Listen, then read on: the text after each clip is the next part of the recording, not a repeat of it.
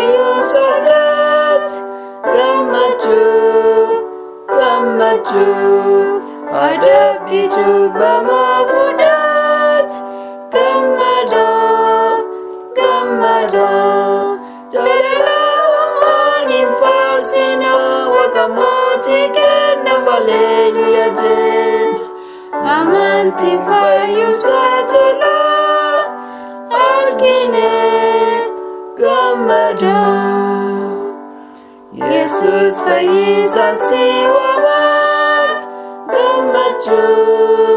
gammachuu warwaanan jaalalaa jabaaf dhugaadhaa gammachuu warwaanaan isaa dhagaysii gaarii makoo waaqii gargara kiyyaas kootu harka isaa badhiisee sibbaan gammachuu.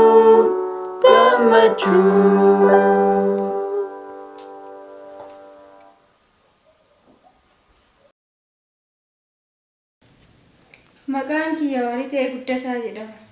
Eebjuu.fi.mulata boqonnaa 515 tokkoffaa dubbisaara.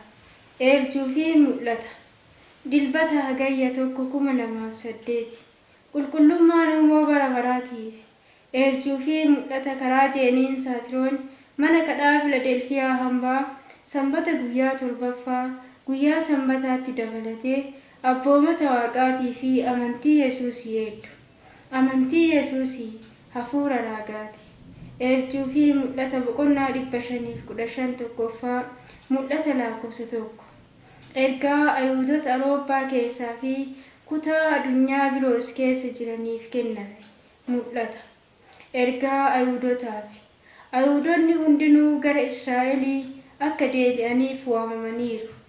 Ilmi Waaqaa Yesuus macaafni raaga Daani'elii boqonnaa 8 lakkoofsa 12 hanga 18 akka banameeru ni dubbate. Inni balleessu sun dhiyaateera.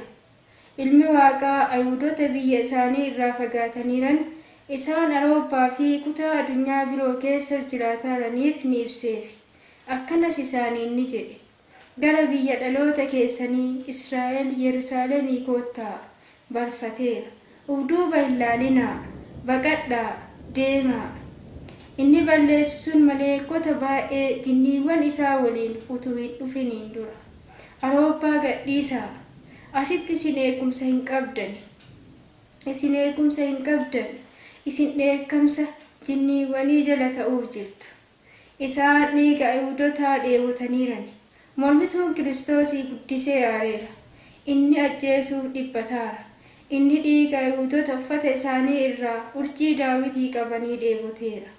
Yesuus jaalala irraa kan ka'e maatii Ayuudotaa baay'ee ijoollee isaanii waliin hambisuuf Eebjuu.fi.mulata Ayuudotaaf akka kenne natti hime. Mul'ataan ilmi Waaqaa macaaf namicha sobdicha kana natti mul'ise. Inni akkana naan jedhe. Inni dhiphataa jira. Inni dhiiga Ayuudotaa dheeboteera. Yesuus karaa Eebjuu.fi.mulata jeeniin saatirooniitiin akkana isiniin jedhaara. Gara Yerusaalem Israa'elii keessa jirtuu deemi. Awurooppaa keessatti isin biyya keessan hin jirtani.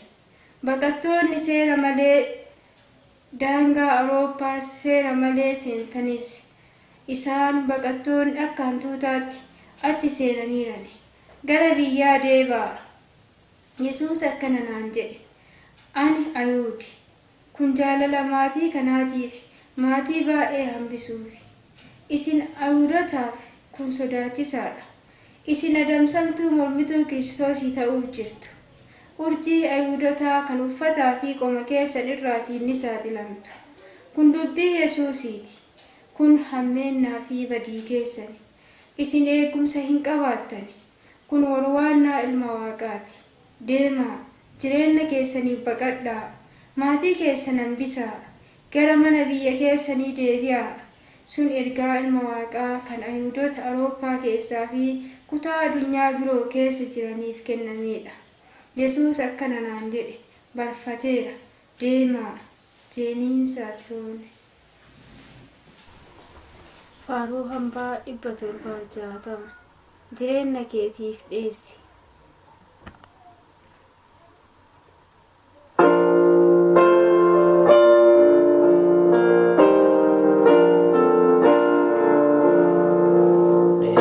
Sujaaju bonumara ujalaaju fukubsura ukamachisu iranes kawinyar ditulurasnes isbakan padiriyan ayalota ardiranes ugawa kayu barbadan